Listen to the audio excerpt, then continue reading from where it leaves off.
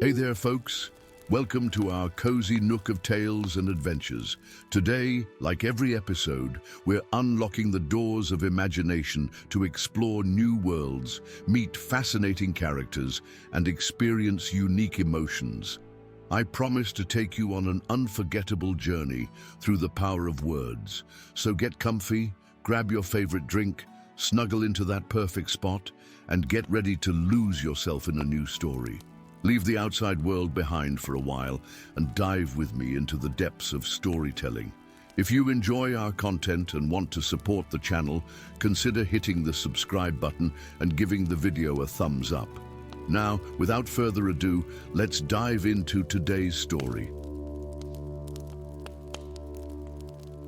The whispering forest of Elindaria stretched toward the heavens like the fingers of ancient gods.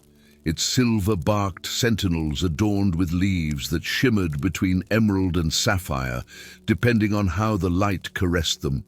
High among the uppermost branches, where the canopy thinned enough to reveal the vault of stars, Theolorian Silverleaf notched an arrow to his moonwood bow. The elf's eyes, violet as twilight and keen enough to count the whiskers on a field mouse at 100 paces, narrowed as he tracked the unnatural disturbance rippling through the forest's magical aura. "There," he whispered to the night breeze, his voice barely disturbing the sacred silence. "Ah, the seventh tier in the Vale this fortnight." Below, something moved against the natural flow of the forest's magic, a shimmer of wrongness that left frost-rimmed wounds in the living wood it passed. Thalorian's arrow, its shaft inscribed with glyphs of binding and banishment, flew true. The spectral entity shrieked as the enchanted arrow pierced its form, its outline briefly solidifying before dissolving into motes of sickly green light that sank into the forest floor. Thalorian descended from his perch with the fluid grace innate to his kind, landing soundlessly beside the newly formed scar in the earth. Unlike the clean closure that should have followed a successful banishment, this wound festered with lingering corruption. He knelt, pressing long fingers against the blighted soil, and felt the forest's pain echoing through the ancient connection shared by all woodland elves. "The veil weakens further," he murmured, concern etching lines into his ageless face. "The bindings fail more rapidly than I can mend them." For 3 centuries, Thalorian had served as guardian of the Eastern Marches, watching over the invisible boundary that separated the mortal realm from the shadow domains. Never had he witnessed such systematic failure of the ancient wards. As he rose to continue his patrol, a flicker of starlight caught the crystal pendant half hidden beneath his leather armor. The tear of Elindaria, an heirloom passed through his bloodline since time immemorial. The crystal, normally clear as mountain spring water, now swirled with silver mist that coalesced into an unmistakable pattern, a mountain peak bisected by a forge hammer. Thalorian's breath caught. The pendant had never shown such a vision before, yet its meaning struck him with the clarity of ancestral memory. The Vale's weakness extended beyond his forest, beyond elven lands, reaching into the realm of their ancient enemies, the dwarves of Crag. Deep within the heart of Iron Peak Mountain, the great forge of Crag thundered with relentless rhythm. Hammer strikes against enchanted anvils created a symphony of creation that echoed through miles of perfectly hewn tunnels and vast cavern halls. Mastersmith Durgan, Ironhammer, stood before his personal forge, a masterwork of engineering fed by a captured heart of volcanic fire, as he worked star metal into a blade that would soon serve as the ceremonial sword for the Mountain King's youngest son. Sweat beaded on his furrowed brow as he focused not merely on the physical shaping of the metal, but on the intricate runic enchantments that would grant the weapon its power. Durgan's thick fingers, seemingly too sturdy for delicate work, moved with surprising dexterity as he etched protection sigils along the fuller of the blade. "By stone and fire, what manner of disturbance is this?" he growled as the runes flickered with unstable light. For the third time that day, his enchantments faltered at the same critical juncture, the binding that would tie the blade's magic to the ancestral protections of the Mountain Kingdom. Durgan plunged the half-finished blade into the quenching bath, where it hissed and steamed with disappointment. Something interfered with the deepest magics of Krag, magics older than the kingdom itself. As master forge-mage, it was his duty to investigate such anomalies. Removing his leather apron, Durgan retrieved an ornate hammer from a velvet-lined case near his workbench. The hammer of world shaping, passed down through 20 generations of his bloodline, hummed with awakening power as his fingers closed around its handle. Its head, forged from metal not found in the mortal realm, was etched with runes that seemed to shift and change when viewed from different angles. "Show me," he commanded, striking the hammer once against the stone floor. The impact sent vibrations not merely through physical stone, but through the magical foundations of the mountain itself. The feedback that returned to Durgan through the hammer chilled his blood despite the forge's heat. Throughout the vast network of tunnels and caverns that comprised the kingdom of Krag, the ancient ward stones were failing, their protective runes fading like footprints in blowing sand. Most disturbing of all, as the hammer's head struck the floor, a vision appeared within the polished metal surface, a towering silver tree wrapped in spectral chains that strained against imminent breaking.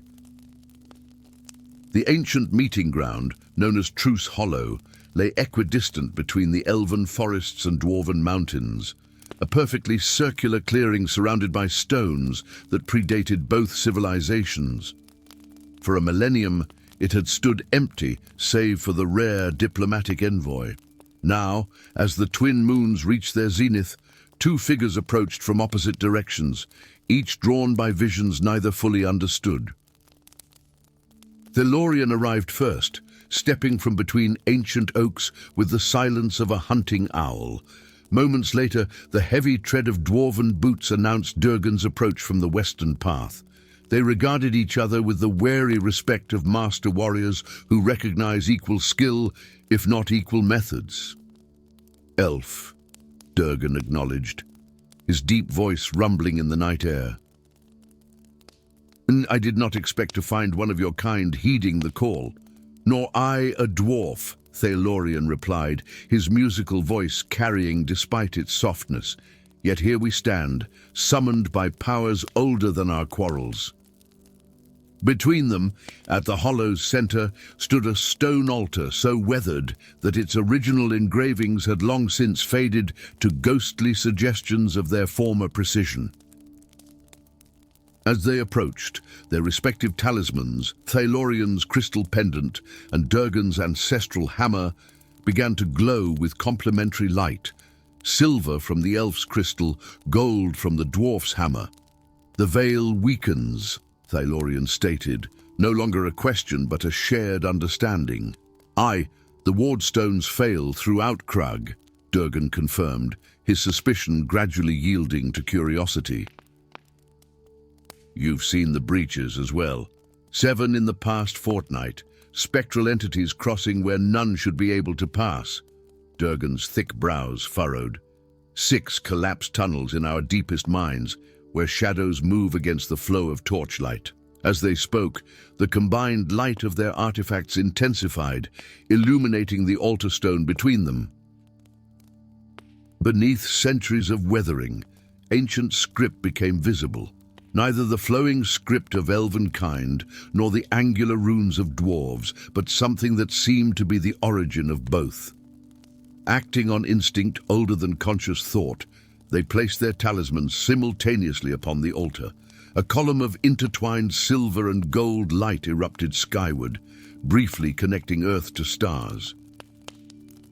When the light subsided, a spectral figure stood before them, neither elf nor dwarf, yet somehow both, its form translucent as morning mist. "The last guardians come at last," the apparition intoned, its voice resonating not through air, but directly within their minds.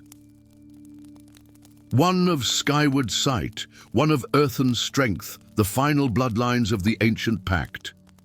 "What pact?" Durgan demanded, his hand instinctively reaching for his war axe before thinking better of it.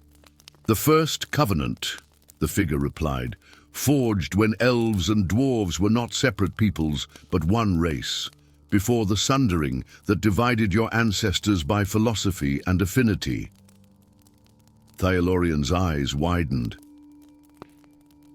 "Such tales are considered heresy among my people, as they are forbidden knowledge in the deep archives of Crag," Durgan added.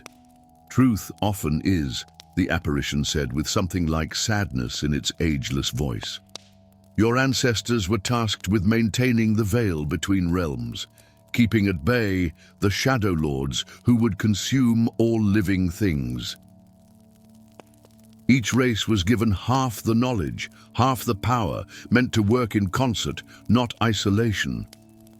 As the spirit spoke, visions flowed into their minds, the true history of their peoples, the deliberate division of knowledge that was meant to ensure cooperation, but instead bred millennia of suspicion and occasional warfare. They saw how the ritual to maintain the veil required both elven star magic and dwarven earthcraft, working in harmony to reinforce the ancient bindings. "The 1000th year approaches," the apparition continued. "The cycle of renewal comes due, yet your peoples have forgotten their shared duty. The Shadow Lords sense the weakening and gather their forces beyond the veil. If the renewal ritual is not performed by the night of the convergence, 3 days hence, the veil will shatter completely." "Why us?" Thyalorian asked, though the answer was already becoming clear through the ancestral memories awakening within him. "Your bloodlines were chosen, one from each people, to carry the knowledge forward should all else fail. You are the contingency, the final guardians." Durgan stroked his braided beard thoughtfully. "Yet my father spoke of a sacred duty bound to our line, though he knew not its nature. He said only that when the hammer called, I must answer. As my mother told me of the tear's purpose," Thyalorian nodded, "that it would guide me when the stars aligned in the pattern of ancient days." The apparition gestured, and upon the altar appeared an ethereal map, showing a winding path through territories claimed by both peoples, and others claimed by neither. "You must journey to the Spire of Convergence, where the original ritual was performed. There you will find the Chamber of Unity, where the knowledge embedded in your bloodlines can be awakened. But beware. The Shadow Lords have agents in both your realms who have worked for centuries to ensure your peoples remain divided." As the apparition began to fade, Durgan called out, "Wait! How can an elf and dwarf travel such lands without bringing armies of our own kind down upon us?" The fading spirit's voice grew distant. "Trust in each other as your ancestors once did. Learn each other's crafts, for the elf must wield forge magic, and the dwarf must sing to the stars if the ritual is to succeed." With those words, the apparition vanished completely, leaving Thyalorian and Durgan standing alone in the moonlight, their respective talismans now bearing new markings that mirrored each other, half of a whole that had been sundered an age ago. "It seems, Master Dwarf," Thyalorian said with careful formality, "that we are to become reluctant allies." Durgan's laugh was like distant thunder. "Reluctant indeed, Master Elf. My people have tales of your kind's treachery that would curl even your pointed ears. And ours sing of dwarven stubbornness that would shame a mountain into moving," Thyalorian replied, a reluctant smile touching his lips. Yet as they gathered their artifacts from the altar, both felt the undeniable resonance between the magics they wielded, like two instruments tuned to harmonize with each other after playing solo for far too long. 3 days to reach the spire, Durgan calculated, already thinking like a craftsman plotting a complex project. Through lands where both our kinds are hunted, Theolorian added, his archer's eye already mapping their route through the revealed terrain. Above them, stars shifted in patterns unseen for a millennium. Below, the earth trembled with the stirring of ancient powers. And between them, a bridge of understanding began to form, fragile as a spider's silk, yet with the potential to bear the weight of worlds. The last guardians of the ancestral veil had found each other at last. Whether they would reach the spire in time, whether they could overcome centuries of instilled prejudice to work as one, remained to be seen. But as they departed Truce Hollow, side by side, something profound had already changed, a first step on a path that might yet save both their peoples and the world they shared. Story 2. The first leaf fell not with autumn's gentle surrender, but with a discordant shudder that rippled through the ancient heartwood of Silverhaven. Aerith, voice of oak, stood beneath the eldest tree in the sacred grove, her alabaster fingers trembling as they touched the fallen leaf, blackened and brittle, where it should have been emerald and supple. Above her, the canopy of the millennium-old oak whispered with unnatural urgency, its voice weakening like a dying elder's final breaths. "Speak to me, Ancient One," Aerith murmured, pressing her forehead against the silvery bark. The priestess closed her eyes, her copper hair catching the dappled sunlight that pierced the canopy in ever-widening gaps as more leaves surrendered to the strange malady. The tree's response came not in words, but in sensations. Pain spreading through deep roots, a thirsting unlike any drought, and something colder than winter seeping upward from the very heart of Avendora. Aerith's melodic voice caught in her throat as the vision spread before her inner eye. The corruption was not isolated, but spreading in a perfect circle outward from the veiled mountains, territory claimed by the dwarves. "Of course," she whispered bitterly. What else but dwarven greed could wound the world so deeply? As she opened her eyes, 3 more leaves spiraled downward, their edges curling with necrotic patterns that resembled the runes of a forgotten tongue. Deep within the molten heart of Ironholm, Master Forge Priest Thoric Emberheart bellowed in frustration as the 7th ingot of star metal crumbled to ash between his tongs. The forge, which had burned uninterrupted for 8 centuries, flickered with an unnatural crimson hue that cast ominous shadows across the cavernous chamber. "Impossible," Thoric growled, his thick fingers calloused by centuries of metalwork, sifting through the strange ash. Where star metal should have been malleable and resonant, singing with the voices of the deep earth, these ingots had grown increasingly brittle over the past fortnight. The ancient dwarf's amber eyes narrowed beneath heavy brows as he examined the runic patterns that emerged in the scattered ash, symbols that appeared almost floral in design, reminiscent of the cursed elvish scripts. His suspicions darkened with the forge flame. "Elvish corruption," he muttered, reaching for the living metal amulet that hung around his neck, an heirloom passed through generations of forge priests. The amulet, normally pulsing with a golden glow like a captured heartbeat, now beat erratically, its light fading between pulses. When the king's youngest daughter had brought her ceremonial blade for repair, the metal inexplicably tarnished despite dwarven enchantments that should have prevented such degradation. Thoric had dismissed it as improper care. When 3 more weapons followed with similar afflictions, he began to worry. Now, with his forge faltering and metal dying in his hands like withering plants, dread settled in his bones. The deep seers must be consulted, he decided, gathering the ashen remains into a rune-inscribed container. Whatever elvish mischief was afoot, the wise ones who read the language of stone would discern its nature. The borderlands between elven forests and dwarven mountains had once been verdant plains where herds of silver-horned elk roamed freely. Now they were a haunted no-man's land of twisted vegetation and sickly grey grass that whispered with the ghosts of ancient battles. It was here, beneath the crooked boughs of the Widow's Arch, a massive fossilized tree bridging a narrow ravine, that Aerith and Thoric encountered one another for the first time in their long lives. Aerith had followed the spreading corruption to its strongest concentration, a perfect circle of blackened earth surrounding a crumbling stone structure half buried in the hillside.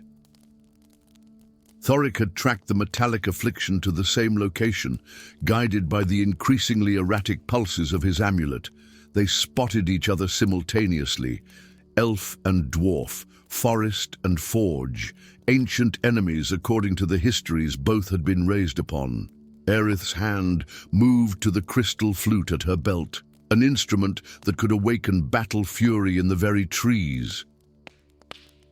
Thoric's fingers closed around the hammer at his side, its head etched with runes that could shatter stone and bone alike. "Step away from the shrine, dwarf," Aerith commanded, her musical voice carrying the natural authority of one who speaks for the eldest trees. "Your kind has done enough damage to the world's balance." Thoric's laugh was like stones grinding together. Typical elvish arrogance. "Your forest magic withers our metals, and yet you blame us for the consequence. Withers your..." Aerith began, then faltered as she noticed the amulet around the dwarf's neck, pulsing with the same sickly rhythm that now afflicted the heart oak. At that same moment, Thoric's eyes widened as he observed the crystal flute at her belt, glowing with the same unnatural crimson that now infected his forge. Before either could speak again, the ground beneath them trembled. The circle of blackened earth began to sink, forming a perfect spiral staircase descending into darkness. From below rose the unmistakable stench of ancient magic awakening, neither the vibrant magic of the elves nor the steadfast enchantments of dwarves, but something older and wilder. Aerith and Thoric shared a glance of mutual suspicion that slowly transformed into reluctant understanding. Whatever waited below was the true source of the corruption affecting both their realms. "A temporary truce," Thoric offered gruffly, extending his hand in the dwarven manner. Aerith hesitated, then placed her slender fingers against his weathered palm. "Until we discover the true culprit." The spiraling path led them deep beneath the earth, into chambers neither recognized from their respective histories. The walls bore inscriptions in a language that seemed to shift between elvish flowing script and angular dwarven runes, never settling into either form long enough to read.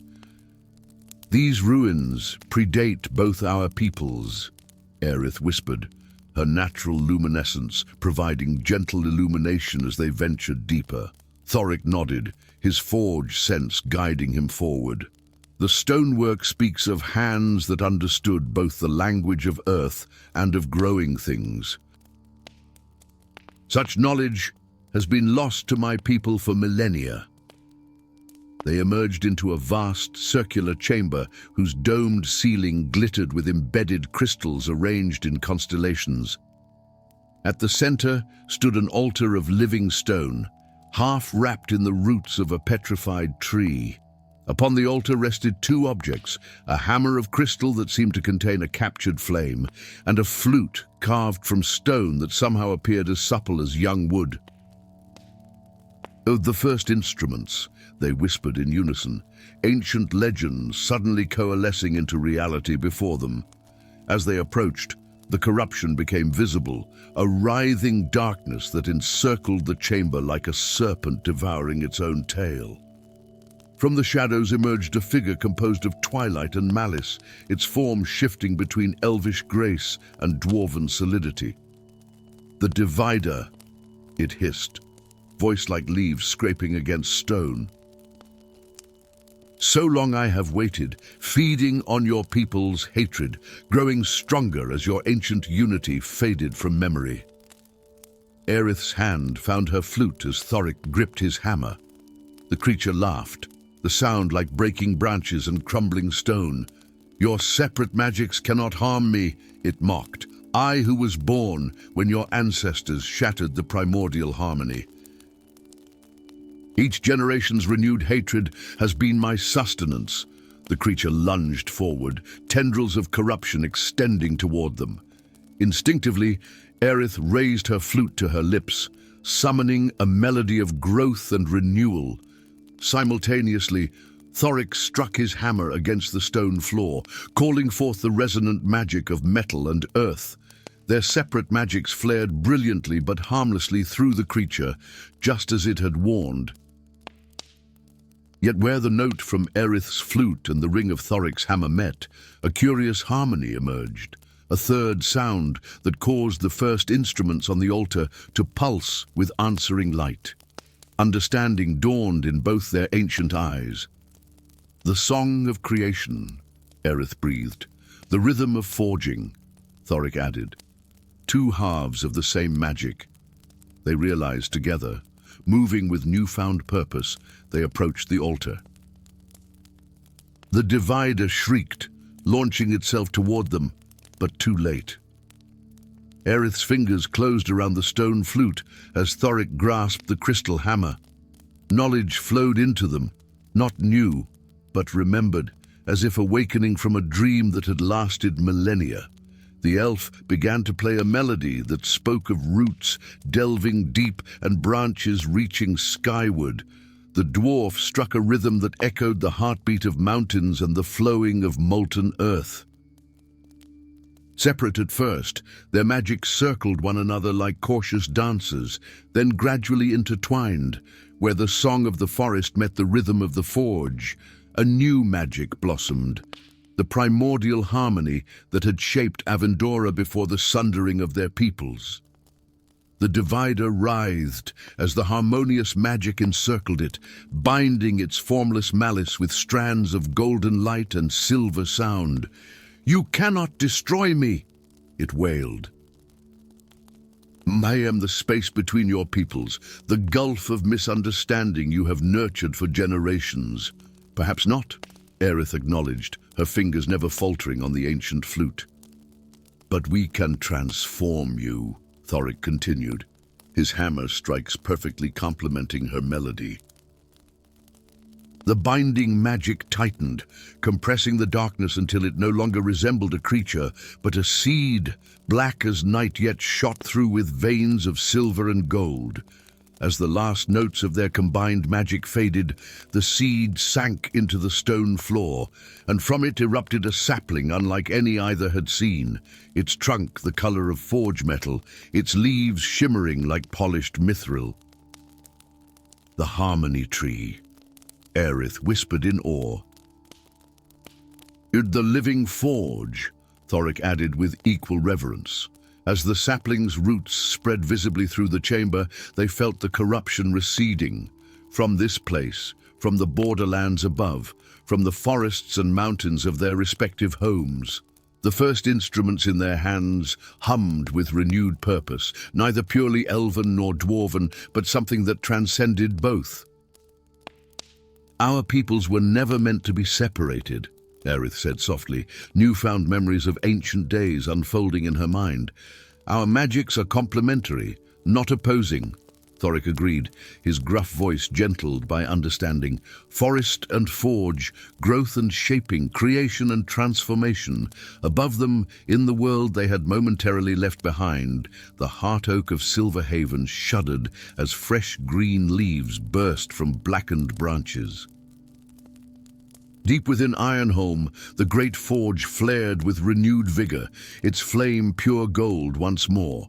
and in the space between, where hatred had once flourished, a new power took root, not a final solution to millennia of misunderstanding, but a beginning, a seedling of cooperation planted in soil long poisoned by suspicion, watered by the combined magic of forest song and forge rhythm, a harmony, long forgotten, remembered once more.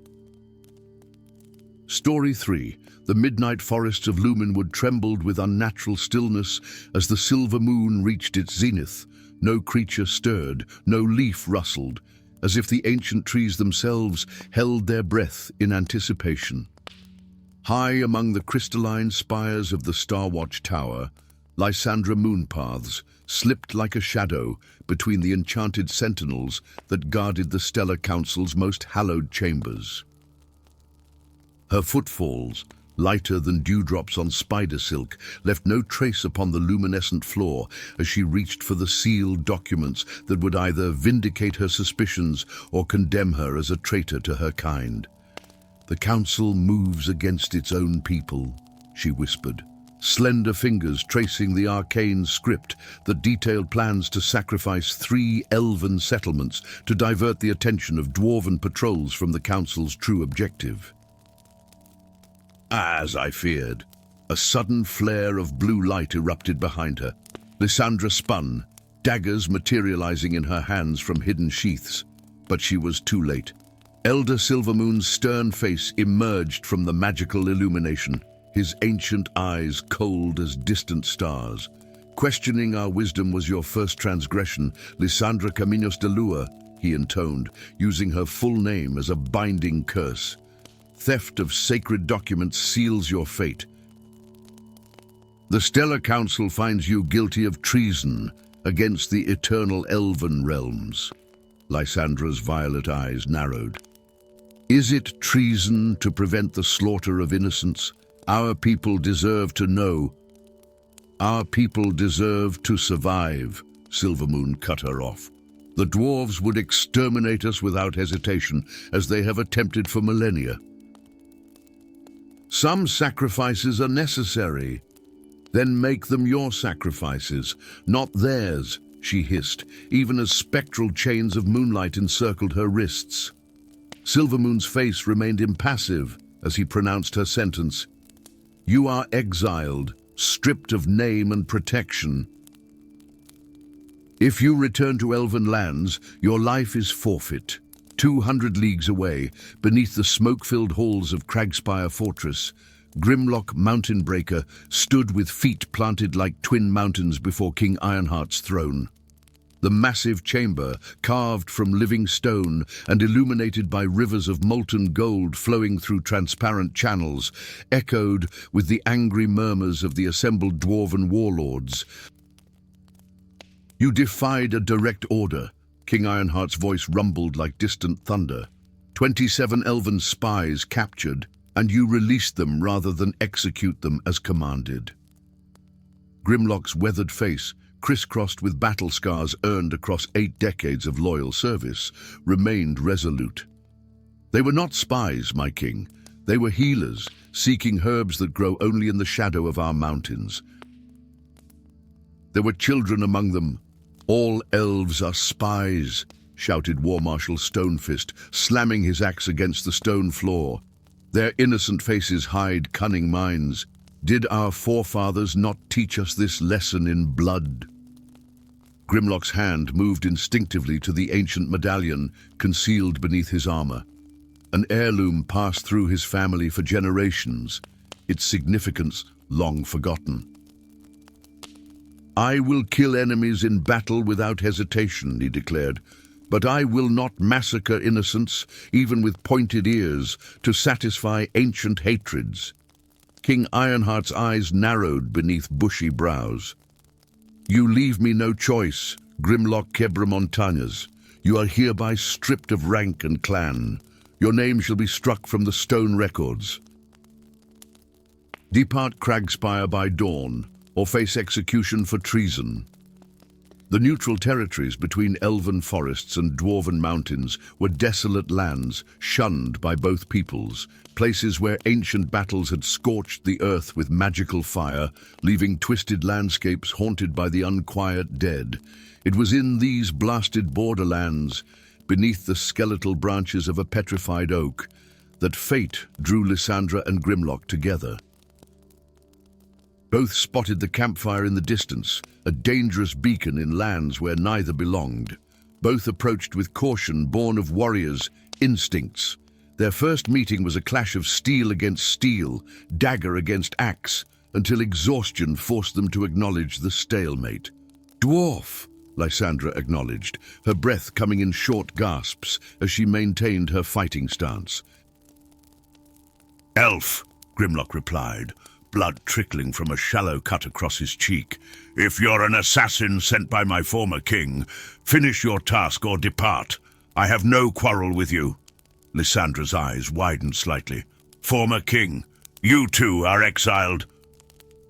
Before Grimlock could respond, a keening wail cut through the night, the unmistakable hunting cry of a shadow rend, one of the twisted predators that stalked the borderlands. Not one, but many a pack circling their position. "The fire," Grimlock muttered. "It drew them." "We must douse it," Lysandra began, then froze as her medallion, concealed beneath her cloak, began to pulse with warmth against her skin. Across from her, Grimlock stiffened, his hand moving to his chest where, beneath his armor, an identical reaction occurred. Their eyes met in shocked recognition. Without conscious thought, both reached for their hidden talismans, drawing them forth simultaneously. Lysandra's pendant, a silver crescent cradling a crystalline ember, and Grimlock's medallion, a golden disc containing an identical ember, began to glow with increasing intensity. "The dual flame," they whispered in unison, ancient knowledge awakening in their minds like half-remembered dreams. The Shadow Wrens attacked as one, their twisted forms coalescing from the darkness, nightmares of fang and claw. Lysandra and Grimlock moved instinctively, back to back, their talismans extended toward the oncoming horrors. From Lysandra's crescent erupted a stream of silver fire. From Grimlock's disc, golden flames poured forth. Where the two fires met, they neither extinguished nor overpowered each other. Instead, they twined together, forming a spiral of silver-gold radiance that expanded outward in a perfect circle. The Shadow Wrens shrieked as the unified flame touched them, their corrupted forms dissolving into motes of purified light. Within moments, the attackers were gone, leaving Lysandra and Grimlock standing in stunned silence at the center of a perfect circle of scorched earth. "This is impossible," Grimlock finally murmured. "The Order of the Dual Flame was destroyed centuries ago, a myth, a legend used to frighten dwarven children about the dangers of trusting elves." Lysandra shook her head, her silver-white hair catching the fading light of their talismans. "In our histories, it was the dwarves who betrayed the Order, using its secrets to forge weapons against elvenkind." As the adrenaline of battle faded, both felt an unfamiliar sensation, memories not their own flowing between them through the connection of the now dormant flames, visions of an ancient order where elves and dwarves worked as equals, wielding a unified magic that neither race could control alone. Images of a terrible enemy, the Shadow Lord, imprisoned by the Order's sacrifice, and a chilling realization, the weakening of the prison as the races grew further apart, its bonds failing as the 1000th year of the Shadow Lord's imprisonment approached. 3 days, Grimlock said hoarsely, the knowledge settling into his mind.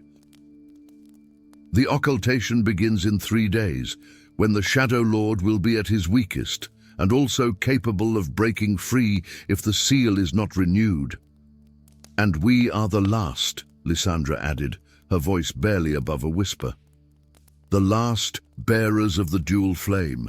Our ancestors were guardians together, passing the talismans through their bloodlines, awaiting the 1000th year. Grimlock's weathered hand closed around his medallion. My father told me it was a symbol of our house's glory in battle against elves, a trophy taken from a vanquished enemy. And mine claimed it was the tears of the moon goddess, crystallized to protect our bloodline from dwarven treachery. Lysandra replied with bitter irony. Their eyes met again, centuries of cultivated hatred, battling against the undeniable truth revealed by their joined magic. The Shadow Wrens had been merely scouts, harbingers of the darkness already leaking through the weakening seal that their ancestors had created together. "We have 3 days to reach the Obsidian Spire," Grimlock stated, naming a place that until moments ago he had never known existed. "Across territories, controlled by those who would kill us on sight," Lysandra added. "Oh, while hunted by the Shadow Lord's awakening servants." For a long moment, silence stretched between them. Then, simultaneously, their lips curved into matching smiles, the grim determination of warriors who had already lost everything except purpose. "I am Lysandra Moonpaths, once chief scout of the Stellar Council, now exile," she offered, extending her hand in the human manner rather than the formal elven greeting. "Grimlock Mountain Breaker, former captain of the King's Hammers, now clanless," he replied, his massive hand engulfing her slender one. The touch sent a cascade of silver-gold sparks dancing across their joined hands. The dual flame, recognizing its paired bearers, neither pulled away. "The histories of both our peoples are lies," Lysandra said softly. "What else have we been deceived about?" Grimlock's eyes, amber as forge fire, met her violet gaze. "Perhaps we shall discover truth together, elf. Perhaps we shall dwarf," she replied, the ghost of a smile touching her lips. Above them, stars wheeled in their ancient patterns, counting down the hours until the occultation. Beneath them, the earth trembled with the stirrings of a power long imprisoned, awakening to hunger and vengeance. And between them, the first fragile bridge between worlds formed, a connection that their ancestors had intended all along, preserved through blood and time for this exact moment. The dual flame had found its bearers once more. Whether they would be the last of an ancient order or the first of a new one remained to be seen. But as they gathered their meager possessions and set forth toward the Obsidian Spire, one truth was certain: neither elf nor dwarf would face the coming darkness alone. Story 4. The ancient stones of Iron Deep Hold whispered with secrets as dawn's first light crept through narrow crystal shafts. Deep within the mountain fortress, Elwyn Thorncrown awoke with a gasp, her slender fingers clutching at the silver pendant that burned against her skin. For the 3rd night, the same dream had visited her. A crumbling crown of intertwined metal and living wood, a tower split by lightning, and a voice that called her by a name she had never heard. "Daughter of Aldorath, the 1000th dawn approaches." Elwyn slipped from her bed, moving with a grace that had always set her apart from her adoptive kin. At 20 summers, she stood a head taller than any dwarf in the hold, her features too delicate, her movements too fluid. Though Master Grimhammer had raised her as his own after finding her as an infant in the ruins of a border skirmish, the whispers had followed her all her life. Not quite dwarf, elf-touched, forest blood. "Nonsense," she muttered, reaching for the practical leather garments she preferred over the flowing silks that occasionally haunted her dreams. "I am of Iron Deep. My blood is as iron-bound as any here." Yet as she fastened her braids with rune-etched clasps, her eyes, violet where dwarvish eyes were amber or brown, met their reflection in the polished metal mirror, and doubt flickered like distant lightning. 200 leagues away, beneath the whispering canopy of the silverleaf forest, Balder Rune Shield knelt before the moonwell, his stocky frame awkward among the willowy elven mystics. The sacred water trembled, then stilled, revealing not his broad features, but a vision of mountain halls and molten gold. "The signs are clear." Elder Thaladriel's voice floated like autumn leaves on a breeze. "You are summoned to your true heritage." "I am of the Silverleaf," Balder protested, his voice too deep, too resonant among the musical tones of the elves who had raised him since infancy. "My place is here, protecting the sacred groves." The ancient elf's luminous eyes regarded him with millennia of patience. "Your heart has always known otherwise, young prince. The dreams that wake you, the call of stone that pulls you to the earth while your guardians seek the stars, these are no accidents." Balder's hand unconsciously moved to the runed hammer that hung at his belt, an artifact found with him when Thaladriel discovered the infant dwarf in the ashes of his caravan, sole survivor of an ambush. He had never felt comfortable with elven magic, preferring the solid certainty of crafted things, of metal and stone. "Today marks 1,000 years since the sundering of Alderath," Thaladriel continued. "The prophecy awakens." Elowin traversed the treacherous mountain paths with the confidence of one born to the peaks, though something in her blood sang at the sight of the ancient forests below. Master Grimhammer's revelation still echoed in her mind, impossible yet undeniable. "You are the last of the royal line of Queen Elenial Dawnsinger, rightful heir to the sylvan throne that once ruled the eastern realms before the sundering." The proof had been there all along, the enchanted circlet hidden within her infant swaddling, inscribed with runes that had glowed to life that very morning, revealing elvish words only she could somehow read. The pendant around her neck pulsed with warmth as she descended into Thalamore Vale. According to the ancient map Grimhammer had pressed into her hand with tears in his eyes, this forgotten valley once held the great city of Alderath before hatred and dark magic tore the unified kingdom asunder. "Find the broken altar," her guardian had instructed. "And your destiny awaits there, though whether blessing or curse I cannot say." As the valley floor rose to meet her, ancient ruins emerged from morning mist, marble arches reclaimed by wild vines, fallen towers where eagles nested, crumbling walls that once encircled a city of unimaginable grandeur, and at the center, atop a hill of white stone, stood a circular platform visible for miles around. The broken altar.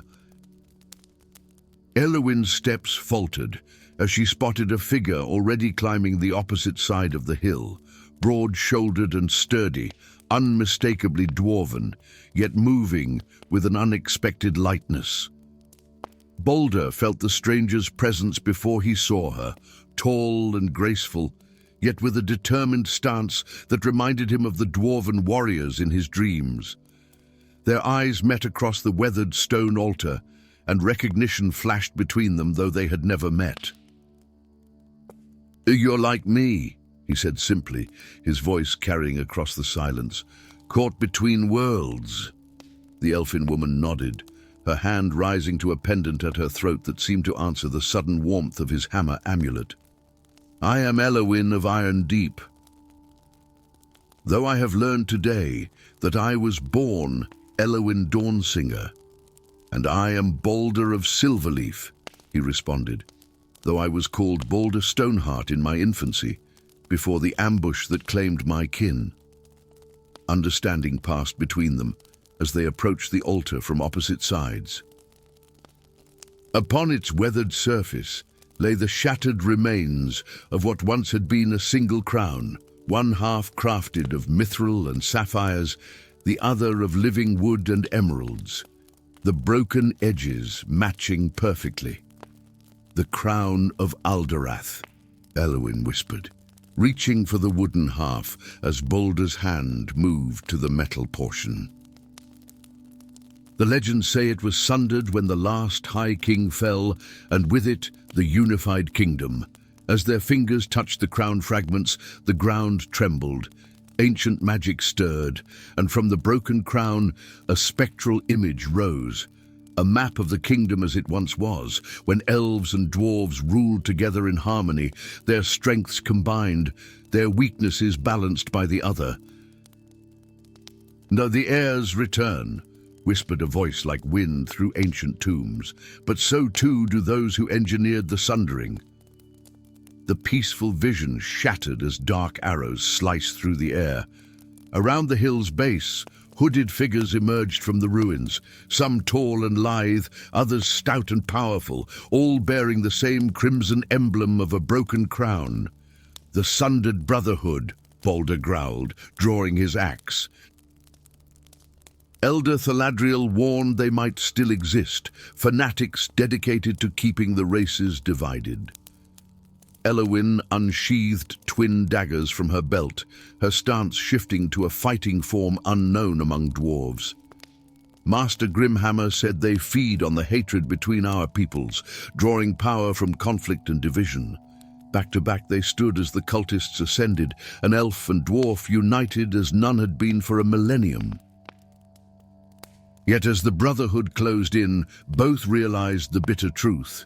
They were outnumbered 20-1. "My guardians taught me elven battle magic," Balder admitted reluctantly, "though I've always been ashamed to use it." Elowyn's laugh held no mirth. "And I learned the runic forge magic of the dwarves, though I kept it secret, thinking it would make me less different." Their eyes met again, and in that moment, understanding blossomed. Without words, they reached for the crown fragments once more. As their hands joined, crown pieces touching, magic surged between them. Not the pure elven magic of starlight and growth, not the solid dwarven magic of stone and fire, but something new yet ancient, a harmony of both. The crown fragments glowed, then melded at their touch, the fracture healing as wood entwined with metal, emeralds pulsing in rhythm with sapphires. Power radiated outward, knocking the closest cultists back.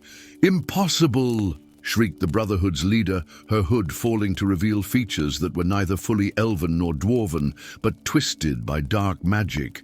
"The crown cannot be whole again. The prophecy cannot fulfill." Elowyn felt ancient knowledge flow through her as the restored crown hovered between them. The prophecy never spoke of an elven ruler or a dwarven king, she realized aloud. "It spoke of the unified sovereign," Balder continued, the words coming to him as if remembered rather than learned, "one who carries both bloodlines, both magics, both perspectives." Together, they raised the crown, its light intensifying until it bathed the valley in golden radiance.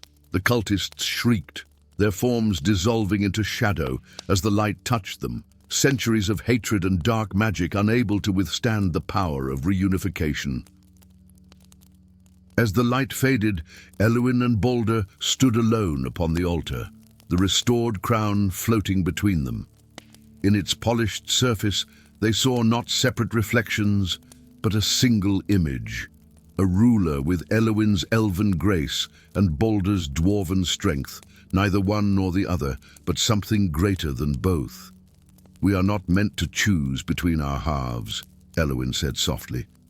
"Nor to rule as separate sovereigns," Balder agreed. Their hands joined once more, fingers intertwining like the elements of the crown itself. The ruined city around them seemed to shimmer, as if glimpsed through the veil of time, towers restored, gardens blooming, forges blazing, and the mingled laughter of elves and dwarves rising on the wind, a vision of what could be again. "Would the heirs of the broken throne," whispered the voice of the crown, "have returned to make Alderath whole." And as the 1000th midday sun reached its zenith above the broken altar, Its light caught the restored crown, casting not one shadow upon the ancient stones, but a single unified silhouette, the promised ruler of prophecy, neither elf nor dwarf, but both. Story 5. The shimmering tower of Astralis pierced the twilight sky like a silver needle through velvet, its crystalline spires catching the last rays of the setting sun and fracturing them into 1,000 prismatic hues. Within its highest chamber, Cylindra Starcloak's slender fingers danced through the air, leaving trails of gossamer light as she manipulated the invisible threads of fate. The elfin archimage's eyes, iridescent pools of ancient wisdom, narrowed in concentration as she observed a disturbing pattern forming in the tapestry of time. Convergence where there should be divergence, she whispered to the empty chamber. A knot in the timeline that should not exist. 200 leagues away, beneath the crushing weight of Ironheart Mountain, Drugan Timeforge adjusted the diamond-tipped calipers with meticulous precision. The dwarf's forge glowed with an otherworldly blue flame that cast dancing shadows across his weathered face, each line a testament to centuries of chronometallurgical mastery. The clockwork mechanism before him, no larger than a walnut yet containing gears thinner than a human hair, suddenly emitted an ominous click as its rhythm faltered. "Impossible," Drugan growled, his voice like stone grinding against stone. His amber eyes, enhanced by specialized lenses of his own creation, detected what no other could see, microscopic fractures appearing in the adamantine gears that regulated local time flow. The temporal constancy is bleeding.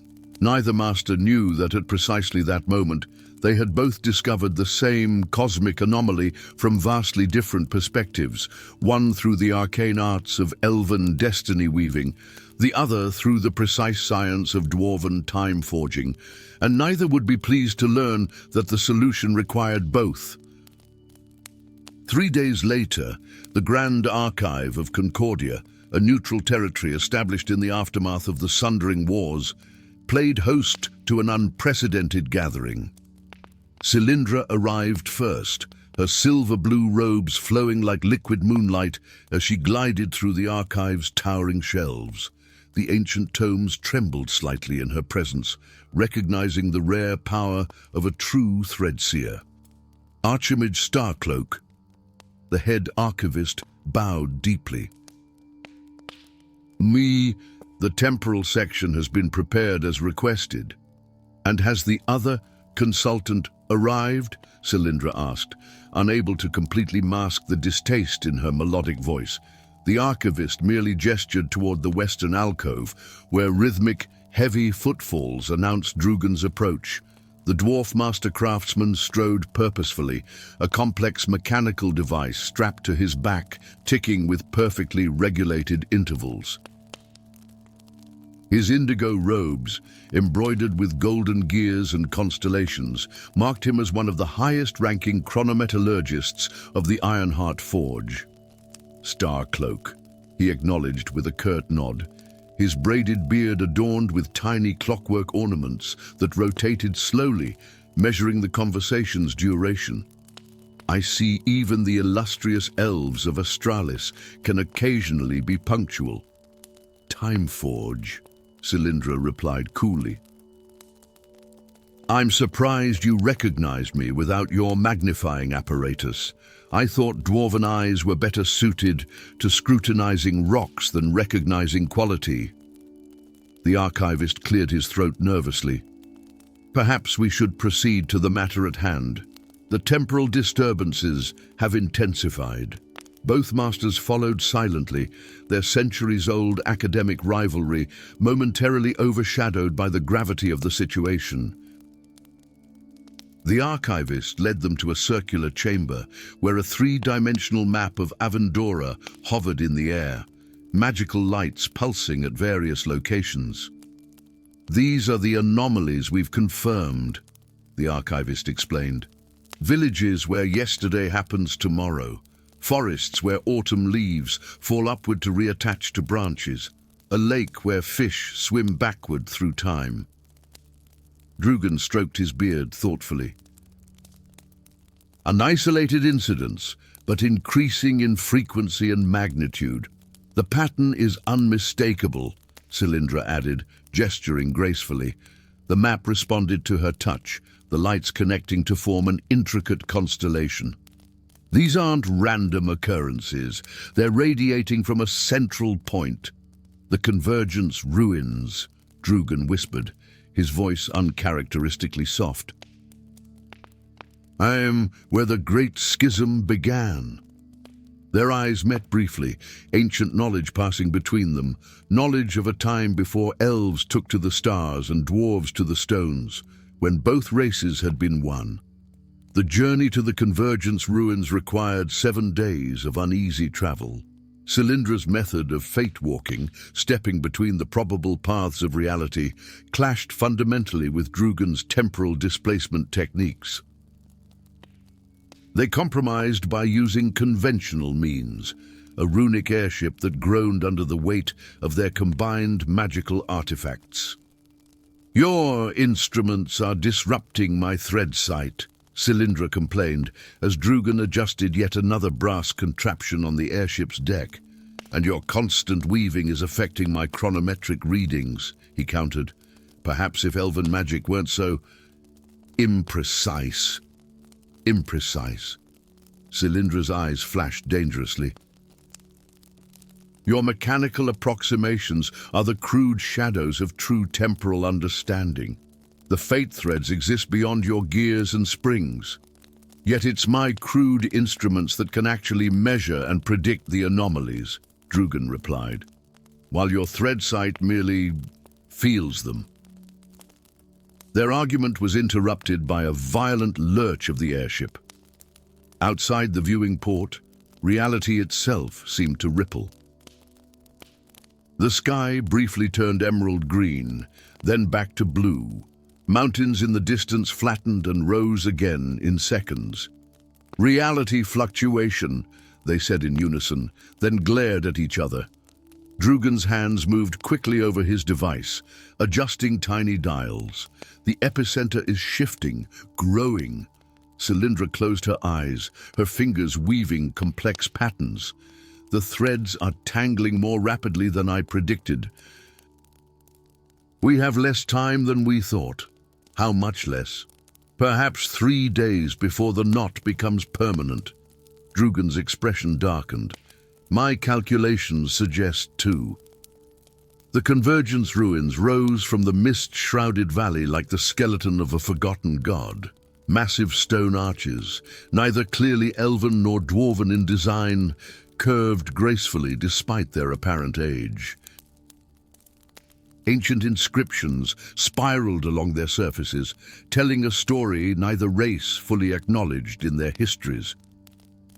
As Cylindra and Drugan approached the central dais, the temporal distortions became visible to the naked eye, shimmering curtains of possibility where past and future bled into the present.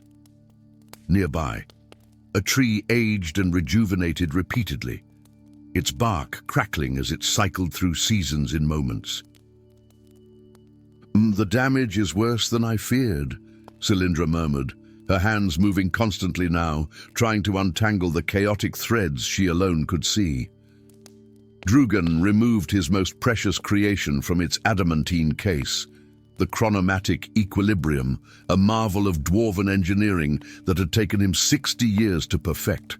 The golden device unfolded like a mechanical flower, revealing countless interlocking gears surrounding a pulsing azure crystal. This should stabilize the immediate area, he said, but it's merely treating the symptom. Cylindra nodded reluctantly. We need to find the source. Something or someone is deliberately manipulating the time streams. They proceeded deeper into the ruins, passing through chambers where reality had fractured completely. In one room, they witnessed 3 versions of the same moment playing simultaneously, each slightly different. In another, they found themselves walking on the ceiling, gravity itself confused by the temporal distortions. Finally, they reached the heart of the convergence, a vast spherical chamber where a figure waited, suspended in the center of a temporal maelstrom. "Ah, the masters arrive at last," the figure said, its voice echoing strangely as if coming from multiple moments at once. The weaver of fate and the forger of time. Mylius the Divergent, a temporal theorist both elves and dwarves had banished centuries ago for his dangerous experiments, smiled as he floated before them, his body partially transparent and shifting between different ages. "You see now what your races have denied. That time and fate are one and the same, and those who control both control reality itself." "You're destroying the stability of our world," Drugan growled. "I'm reuniting what never should have been separated," Mylius countered. "Elves took the art of fate-weaving, dwarves took the science of time-forging, neither realizing they were halves of the same power." Cylindra's eyes widened. "The convergence artifact. You've reconstructed it." In Mylius's hands gleamed a device both mechanical and magical, gears of pure light interlocking with threads of solid metal, an impossible fusion of both their arts. "And now I'll use it to create a reality where our people never divided," Mylius proclaimed, "a perfect timeline." "By destroying all others," Drugan said grimly, "including everyone in them." Mylius shrugged. "Though a necessary sacrifice for perfection." The chamber trembled as reality began to fracture further. Cylindra and Drugan exchanged glances, centuries of rivalry momentarily forgotten in the face of annihilation. "Your equilibrium," Cylindra said quickly. "It can temporarily contain the artifact's power." Drugan nodded. "And your thread sight can navigate the probability maze to reach him." "If I had an anchor in physical reality, yes." Without hesitation, Drugan removed a small golden gear from his beard and pressed it into her palm. "This is synchronized with my heartbeat. It will keep you tethered." Cylindra closed her hand around it, then removed a silver thread from her sleeve. "And this is bound to my life thread. It will guide you through the chaos." What followed was a dance of unprecedented cooperation, Cylindra weaving paths through the fracturing reality, while Drugan used his devices to stabilize each foothold. Together, they advanced through the maelstrom, their complementary arts creating a bubble of order in the chaos. Mylius's expression shifted from confidence to concern as they approached. "Impossible! Your methods are incompatible." "Only when we allow them to be," Cylindra replied, her hands creating a net of silver threads. "Some boundaries should never have been drawn," Drugan added, his devices emitting pulses of blue energy that locked the threads into place. Their combined powers surged forward, surrounding the convergence artifact. Mylius screamed as it was torn from his grasp, not destroyed, but contained within a paradoxical shell of woven fate and forged time. As reality began to stabilize, Cylindra and Drugan stood side by side, exhausted but triumphant, the contained artifact floating between them. "What shall we do with it?" Drugan asked. "Your people would claim it belongs in Astralis, and yours would demand it be secured beneath Ironheart Mountain," Cylindra replied. They studied each other for a long moment, centuries of division balanced against a moment of perfect cooperation. "Perhaps," Cylindra said slowly, "there is a third option." Drugan nodded, understanding dawning in his amber eyes. "A new convergence, not to separate our art, but to unite them," she finished, "to study what we can achieve together." Above them, the skies of Avendora cleared as time flowed true once more. And below, in the ancient ruins, an elf and a dwarf began planning a future neither had ever imagined possible. a future where the weavers of fate and the forgers of time would work as one. Story 6. The sky above Eloria darkened to an unnatural twilight as twin moons eclipsed the sun simultaneously, an astronomical impossibility that sent waves of dread rippling through elven and dwarven kingdoms alike. In the crystalline spires of Lunaris, the elven oracle Ithrandil collapsed to her knees, eyes blazing with silver light as visions assaulted her ancient mind. 500 leagues away, deep within the cavernous halls of Khazad-dûr, Runehammer Thorgrim clutched his chest and fell forward onto his stone table, beard sweeping through scattered runes as the same prophecy burned through his consciousness. The Shadow Weaver returns. The threads unravel. The world unmakes. Galather Moonwhisper stood at the window of his diplomatic quarters, slender fingers tracing the invisible golden strands only he could see, destiny's threads connecting all living beings in patterns of breathtaking complexity. As chief emissary to the dwarven kingdoms, he had dedicated 2 centuries to fostering peace between their peoples. Now, those carefully nurtured bonds trembled like a spider's web in a gathering storm. "Undistinguished emissary," came a voice behind him, "the High Council summons you with utmost urgency."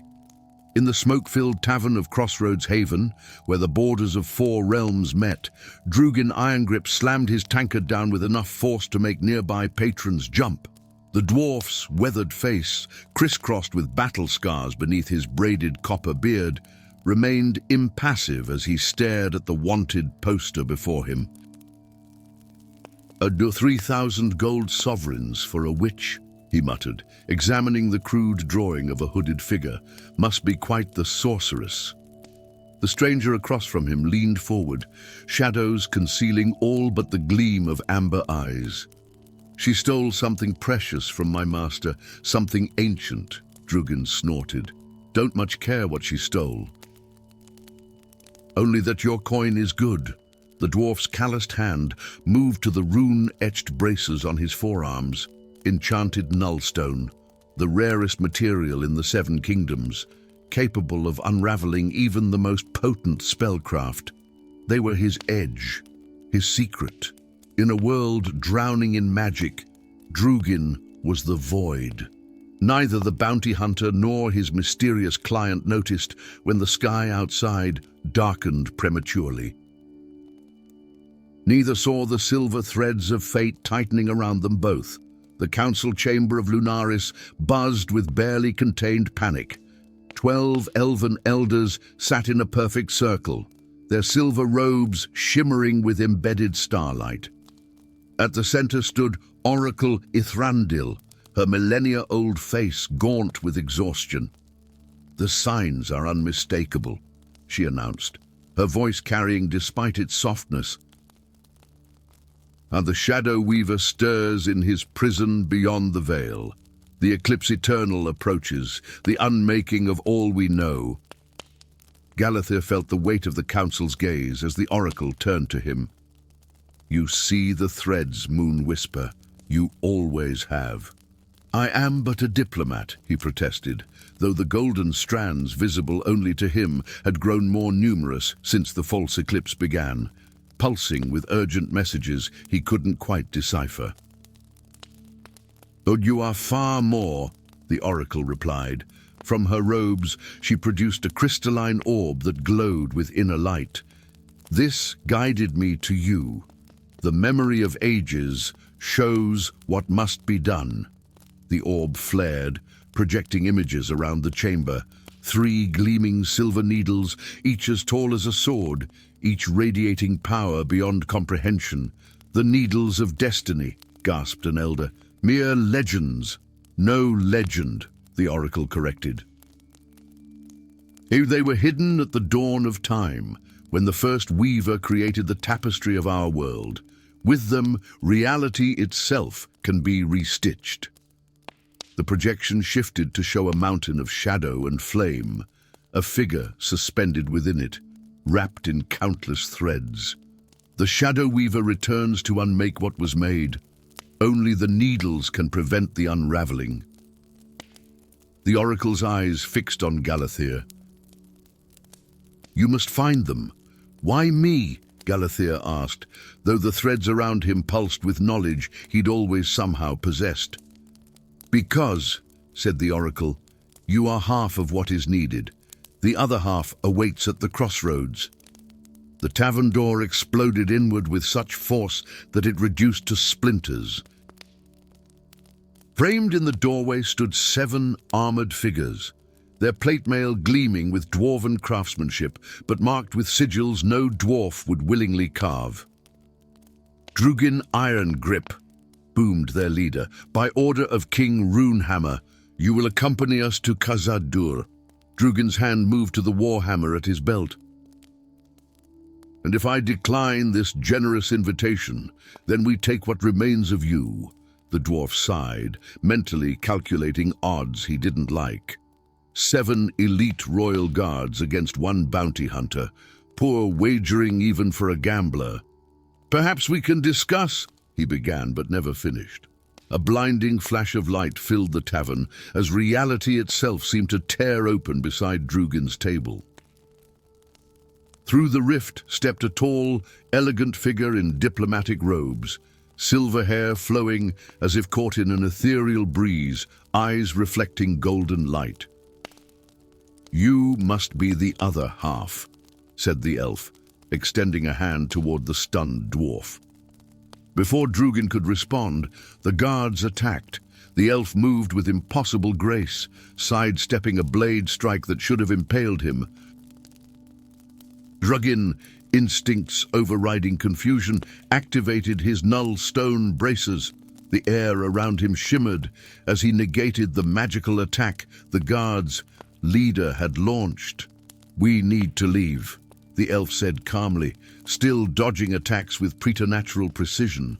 We are expected elsewhere. Expected by whom? Drugin growled, his warhammer connecting with a guard's helmet. By destiny, replied the elf, as golden threads, suddenly visible even to Drugin's eyes, wrapped around them both. The world blurred, twisted, and vanished. They materialized on a mountaintop beneath the still eclipsed sky, both dropping to their knees from the disorienting journey. What in the 9 hells was that? Drugin demanded, fighting waves of nausea. Threadwalking, Galathir replied, looking equally ill. I've never done it before. Didn't know I could. Who are you? What do you want with me? I am Galathir Moonwhisper, emissary of Lunaris, and I need your help to save the world. The elf gestured to the darkened sky. The Shadow Weaver returns. Drugin spat. Elven fairy tales? Then explain why your runehammer sent guards to collect you at the exact moment our oracle sent me to find you. The dwarf fell silent, memories stirring of childhood nightmares featuring a being of thread and darkness. We're bound now, Galathir continued, indicating the golden threads that still shimmered between them. Udu, the oracle said we cannot be separated by more than a day's journey without dire consequences. Wonderful, Drugin muttered. Magically tethered to an elf, my ancestors weep. We need to find the Needles of Destiny, 3 artifacts that can restitch reality, Drugin finished, surprising himself. I know. Somehow. Their eyes met in shared confusion, then widening realization. You feel it too, Galathir whispered. The memories that aren't yours, Drugin nodded reluctantly, like dreams of another life. The elf extended his hand again. I'm told the first needle lies in the timeless battlefields, where past and present blur. The dwarf stared at the offered hand, then at the null-stone braces that had always protected him from magic. Finally, with a sigh of resignation, he clasped the elf's forearm in the traditional warrior's grip. Lead on, Threadwalker. But know this, if this is some elven trick, not even your oracle will find all the pieces. The timeless battlefield stretched before them like a sea of ghostly fog, where spectral armies eternally reenacted ancient conflicts. Time flowed strangely here, rivers running backward, trees aging and rejuvenating in cycles, birds frozen mid-flight.